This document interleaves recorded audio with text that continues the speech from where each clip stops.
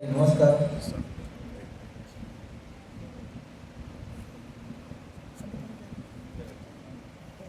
TRS Armoor నియోజకవర్గం మాజీ MLA అయినటువంటి జీవన్ రెడ్డి మా యొక్క జనహిత పాదయాత్ర పైన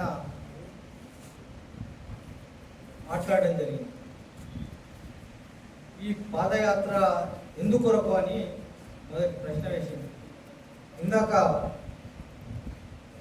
అన్న చెప్పినట్టు పాదయాత్ర ఉద్దేశం కాంగ్రెస్ పార్టీ ప్రజాపాలన వచ్చి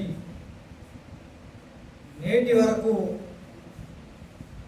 ఏవైతే మా సంక్షేమ ఫలాలు ప్రజల్లో ఎంతవరకు వెళ్ళినాయి, ఎంతవరకు పొందుతున్నాయి,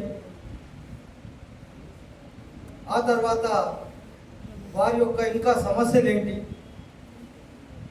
ఇంకా మా పార్టీ ప్రజల కోసం ఏం చేయాలి తెలుసుకోవడానికి జనహిత పాదయాత్ర చేపట్టడం జరిగింది.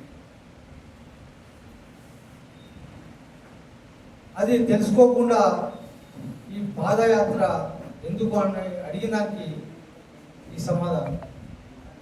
ఆ తర్వాత రైతు డిక్లరేషన్ కానీ, బీసీ డిక్లరేషన్ కానీ, మా పార్టీ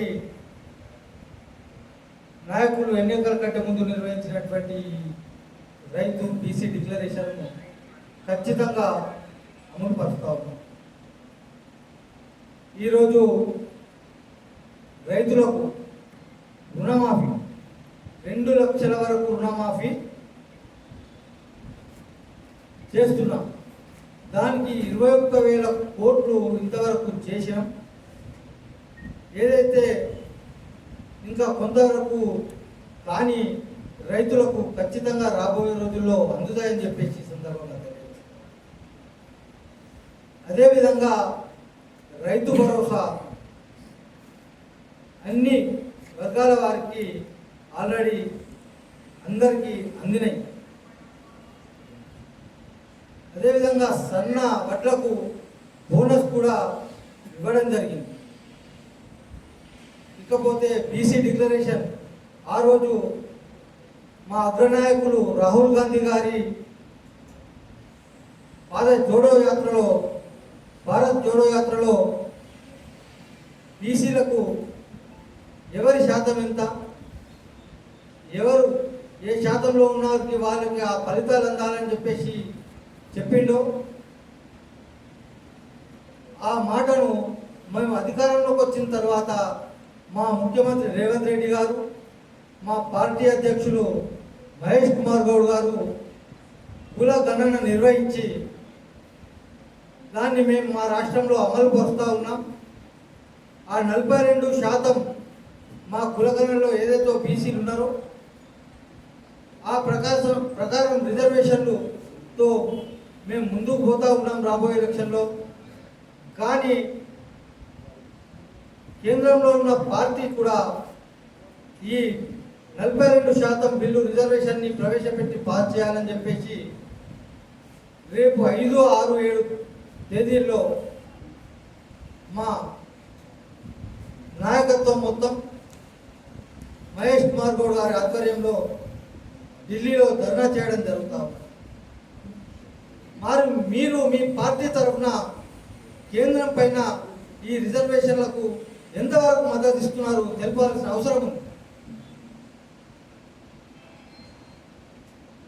అది కాకుండా గతంలో మీరు 9 సంవత్సరాలు పరిపాలించారు. మీ పరిపాలన టైంలో మరి మీరు మీ మేనిఫెస్టోలో ఎన్ని అంశాలు పెట్టిండ్రు, మీరు ఎన్ని అమలు పరిచిండ్రు చెప్పుకుంటా పోతే దాంట్లో 0.1% కూడా మీరు అమలు చేయలేకపోయారు. కనీసం ప్రజలు ఈ విషయాన్ని గ్రహించి మిమ్మల్ని ప్రతిపక్ష హోదాలో కూర్చోబెట్టారు. దాన్ని గమనించి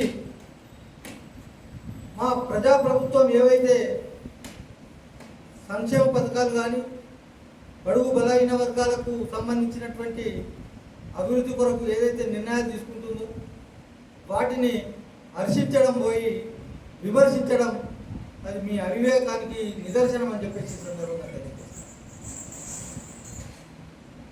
మీ ద్వారా జీవన్ రెడ్డి గారికి నేను ఒకటే తెలియజేస్తా ఉన్నా, మీరు ప్రతిపక్షంలో ఉండి ప్రజలకు ఏదైనా మంచి చేయాలనే ఉద్దేశం ఉంటే ప్రజల్లోకి వచ్చి ఆ పని చేయండి. లేదంటే మీరు గతంలో మేము ఈ పని చేసినాం, ప్రజలకు దీన్ని ఇల్లు ఇచ్చినాం, ఈ మంచి పని చేసినాం అని చెప్పేసి ప్రజల్లోకి వెళ్ళి మళ్ళీ ఓట్లు అడగండి. అంతేకాని ప్రజా సంక్షేమం కోసం పాటుపడుతున్న ప్రజాప్రభుత్వం పైన మీరు ఏమి విమర్శనం చేసినా రాబోయే రోజుల్లో మీకు పుట్టగతులు ఉన్నాయని చెప్పేసి ఈ సందర్భంగా మీకు హెచ్చరిస్తా ఉన్నాను.